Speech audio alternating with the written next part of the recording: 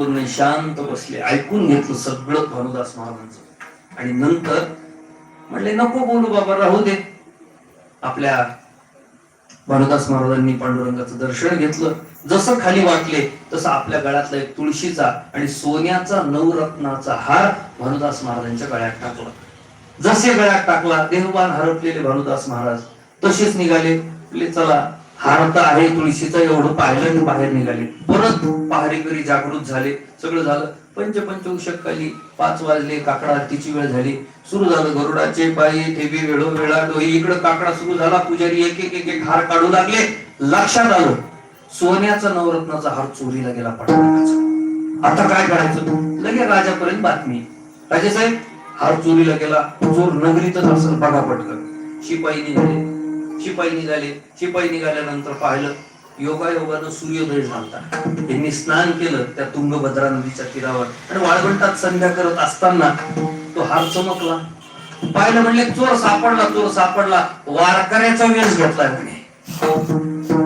शिपायाला काय माहिती वारकरी होते का कोण होते. मुसक्या आवळल्या इकडून.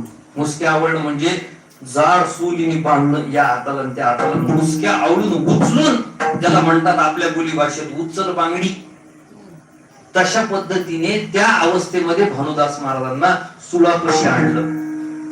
राजे साहेबांनी विचारलं, चोर सापडलाय का? त्याला शेवटची इच्छा विचारा. शेवटची इच्छा भानुदास महाराजांनी विचारली. शेवटची इच्छा त्यांना याचंही भान नव्हतं त्या पांडुरंगाच्या नामस्मरणामध्ये ते आपल्याला सुळावर देणार आहेत. भानुदास महाराज म्हणले, पांडुरंगाचं दर्शन ही शेवटची इच्छा, या व्यतिरिक्त काय असावी? परत तशाच अवस्थेमध्ये पांडुरंगाच्या देवळात गेलं, दर्शन घेतलं, परत सुळावर आणलं. सुळापाशी आणल्यानंतर आता तो सुळावर देणार, तेव्हा त्या सुळाला पालवी तुटली. सुळाचा वेळ झाला की लगेच तो पळतच आला. शिपाई, राजेसाहेब पटकन चला, काहीतरी गडबड आहे, ही दुसराच कुणीतरी दिसतोय म्हणले. त्या सुळाला पालवी फुटली, याचा वेळ झाला म्हणले. राजेसाहेब आले. जसे राजेसाहेब आले तसं पांडुरंगाला भानुदास महाराज विनंती करतात अभंगाच्या रूपामध्ये, जरी हे आकाशावर पडो तारे,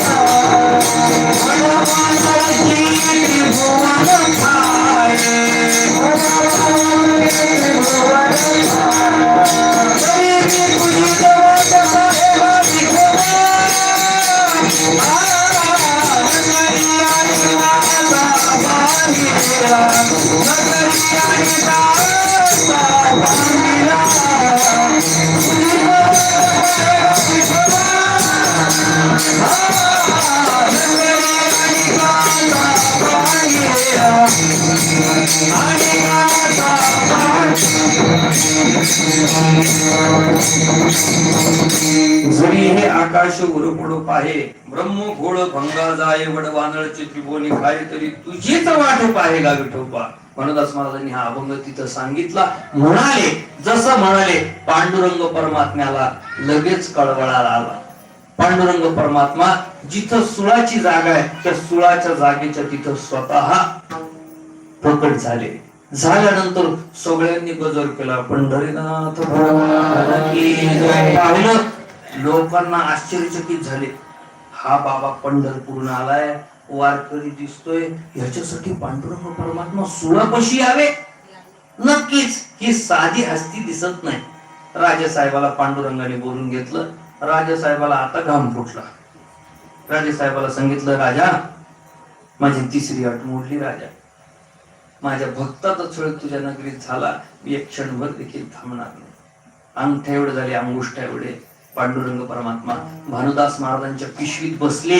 म्हणले, भानुदासा चला पंढरपूर. परत यायला 2 महिने. किती झाले? जायला 2, यायला 2, 4 महिने. आता चातुर्मासात महाराज मंडळीचे पंढरपुरात थांबतात. त्याचं कारणच हे भानुदास महाराज. त्यांनी जर आणला नसता तर वारकरी संप्रदायाला